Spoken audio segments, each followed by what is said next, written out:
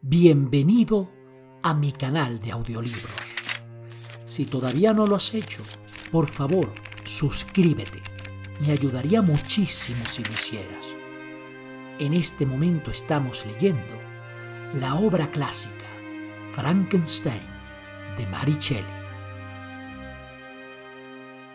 Capítulo 12. Habiéndome despedido de mi amigo, decidí visitar algunos lugares remotos de Escocia y terminar mi trabajo en soledad. No dudaba de que el monstruo me seguía y se me presentaría delante cuando hubiera concluido, para poder recoger a su compañera. Con esa decisión tomada, crucé las tierras altas del norte y elegí una de las Islas Orcadas para finalizar mi trabajo. Era un lugar muy apropiado para aquella tarea, porque apenas iba más allá de ser una roca cuyas orillas eran acantilados constantemente batidos por las olas. La tierra era baldía y apenas proporcionaba pasto para unas cuantas vacas famélicas y un poco de avena para los habitantes, que no eran más de 5 personas, cuyos cuerpos demacrados y esqueléticos daban prueba de su triste destino. Las verduras y el pan, cuando se podían permitir semejantes lujos, e incluso el agua dulce, procedían de tierra firme, que se encontraba a unas 5 millas de distancia. En toda la isla no había más que 3 cabañas miserables, y una de ellas estaba vacía cuando llegué. La alquilé. No tenía más que 2 habitaciones, y ambas mostraban toda la escasez de la penuria más miserable. La techumbre se había hundido, los muros no estaban enyesados, y la puerta bailaba fuera de los goznes. Ordené que la repararan un poco, puse algunos muebles y me instalé allí. Un hecho que sin duda habría provocado alguna sorpresa si no hubiera sido porque todos los sentidos de los campesinos estaban entumecidos por la necesidad y la extrema pobreza.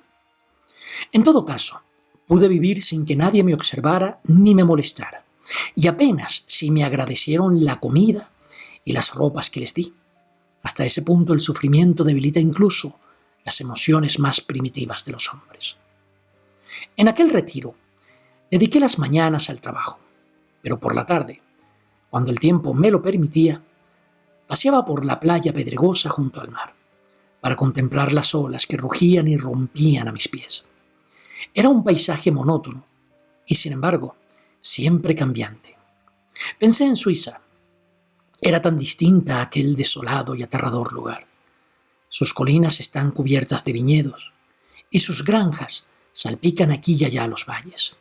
Sus preciosos lagos reflejan un cielo azul y delicado, y cuando los vientos azotan sus tierras, no parece más que el juego de un niño travieso en comparación con los aterradores bramidos del inmenso océano. De aquel modo, distribuía mi tiempo cuando llegué, pero a medida que avanzaba en mi trabajo, este se me hizo cada día más horrible y más detestable.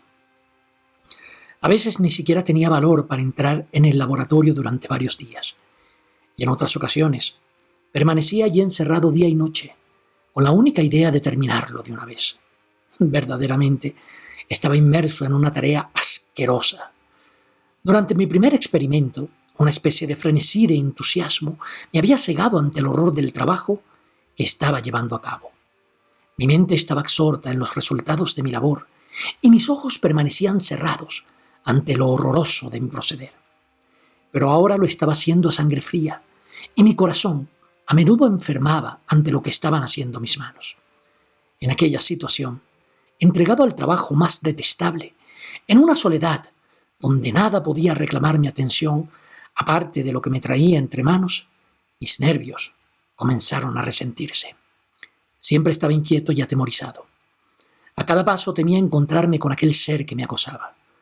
Algunas veces me quedaba quieto con los ojos clavados en el suelo, temiendo levantarlos, no fuera a encontrarme con aquello que tanto me aterrorizaba tener que ver. Temía alejarme de mis semejantes, no fuera a ser que cuando estuviera solo, viniera a exigirme a su compañera.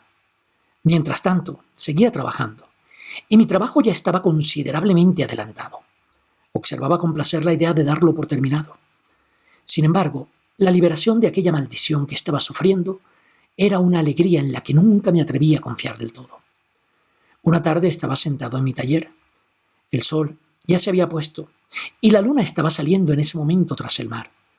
No tenía luz suficiente para trabajar y me senté allí sin hacer nada, preguntándome si debería dejar la tarea por aquella noche o apresurarme a terminarlo sin cejar en ello ni un instante. Mientras permanecía allí, la concatenación de ideas me condujo a considerar las consecuencias de lo que estaba haciendo.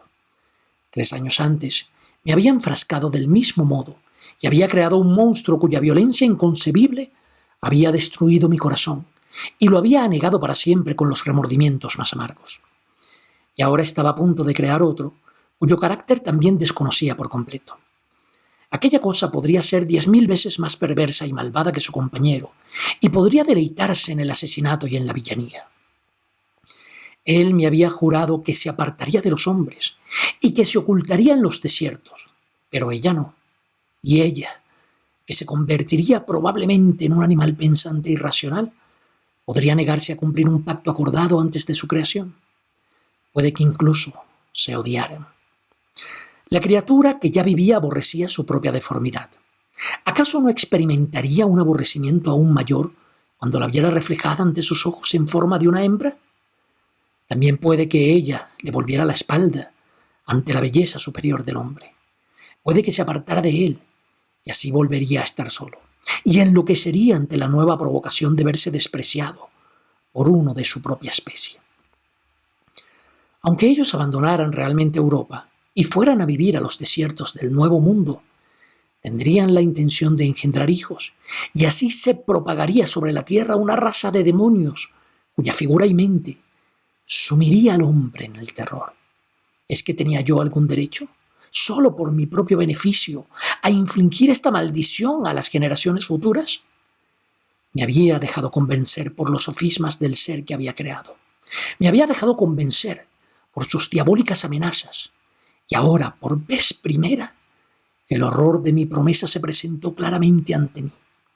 Me recorrió un escalofrío al pensar que los siglos futuros me maldecirían como si fuera la peste, y dirían que, por egoísmo, no había dudado en comprar mi propia tranquilidad a un precio que tal vez ponía en peligro la pervivencia de la especie humana. Temblé y se me paralizó el corazón cuando levanté la mirada y vi al demonio junto a la ventana, iluminado por la luz de la luna. Una mueca fantasmal le retorcía los labios mientras miraba hacia donde yo me encontraba. Sí, me había seguido en mis viajes, se había detenido en los bosques, se había escondido en las cuevas o se había refugiado en los vastos páramos desiertos. Y ahora venía a ver mis adelantos y exigía el cumplimiento de mi promesa. Cuando lo miré, su rostro pareció expresar la más inconcebible maldad y traición. Pensé con una sensación de locura en mi promesa de crear otro ser como él, y temblando de ira hice pedazos la cosa en la que estaba trabajando. El monstruo me vio destruir la criatura en la cual había fundado la felicidad de su futura existencia, y con un alarido de diabólica desesperación y venganza, se alejó. Salí de la habitación y, cerrando la puerta, me juré de todo corazón no volver jamás a emprender aquellos trabajos, y luego, con pasos temblorosos, busqué mi alcoba. Estaba solo. No había nadie cerca de mí para disipar la tristeza y consolarme ante aquellas terribles pesadillas. Transcurrieron varias horas y permanecí junto a la ventana, observando el mar. Casi estaba inmóvil, porque los vientos guardaban silencio y toda la naturaleza descansaba bajo la mirada de la luna callada. Solo algunos barcos de pesca moteaban el agua, y aquí y allá una dulce brisa traía los ecos de las voces cuando los pescadores se llamaban unos a otros. Sentí el silencio, aunque apenas era consciente de su asombrosa profundidad, hasta que de repente llegó a mis oídos el chapoteo de unos remos cerca de la orilla, y una persona saltó a tierra cerca de mi casa.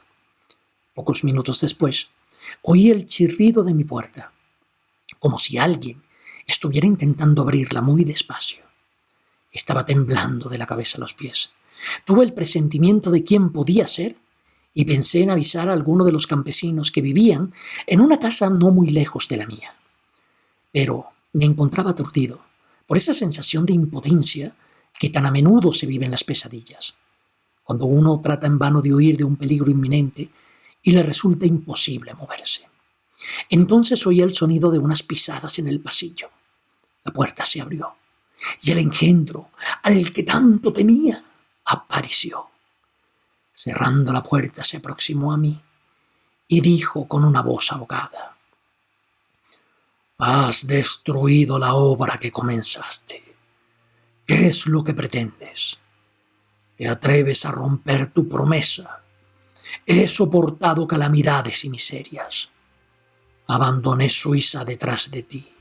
Me arrastré a lo largo de las orillas del Rin, entre sus pequeños islotes y por las cumbres de sus colinas. He vivido durante muchos meses en los páramos de Inglaterra y en los solitarios bosques de Escocia. He soportado un cansancio que no puedes imaginar, y frío, y hambre, y te atreves a destruir mis esperanzas». «Apártate de mí», contesté. «Rompo mi promesa.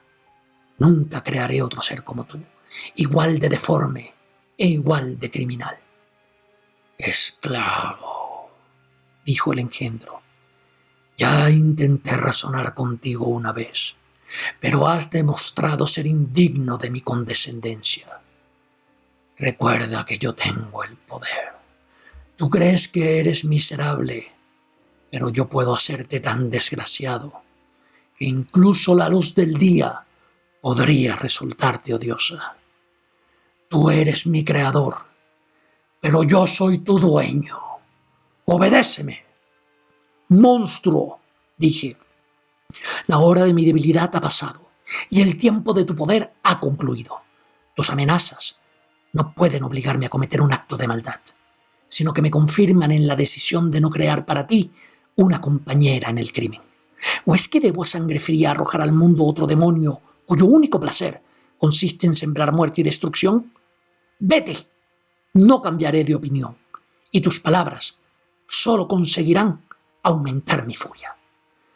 El monstruo vio la determinación en mi rostro e hizo rechinar los dientes en la impotencia de su ira. «Cada hombre tiene su mujer, y cada animal tiene una compañera, y yo tendré que estar solo», gritó. Tenía sentimientos de cariño, y todo lo que me devolvieron fue desprecio. «Hombre, tú puedes odiarme, pero ten cuidado.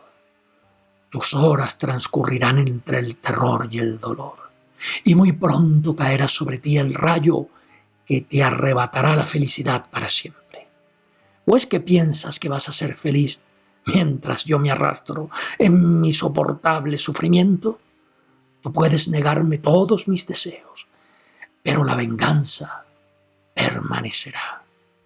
La venganza, más amada que la luz o los alimentos. Y puedo morir, pero antes tú, mi tirano y mi verdugo, maldecirás el sol que verá tu miseria. Ten cuidado, porque no tengo miedo, y por tanto soy poderoso. Estaré observando con la astucia de una serpiente para morderte e inocularte el veneno. Hombre, te arrepentirás del daño que infliges». «¡Maldito demonio!», grité. «¡Cállate! Y no emponzoñes el aire con tus malvadas amenazas. Ya te he dicho cuál es mi decisión, y no soy ningún cobarde para asustarme por unas palabras. Déjame. Está decidido». «Muy bien», dijo. «Me iré, pero recuerda, estaré contigo en tu noche de bodas».